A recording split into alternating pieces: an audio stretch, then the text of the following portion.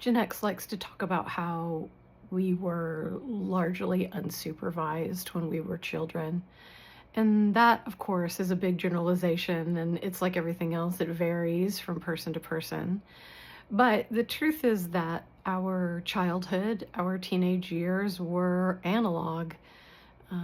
Our phones were shared by our family and attached to the kitchen wall. We didn't carry little computers in our pocket or means of communication unless you had a walkie-talkie. So just the very nature of living in a more analog life meant that when we were outside running around with our friends, playing, in many cases, letting ourselves into our homes after school, there was less surveillance on us. For me personally, it makes me really glad that I have been such a diary writer, such a journal keeper my whole life, because I can go back and look at things that I wrote and thought about and loved when I was a child, when I was a teenager.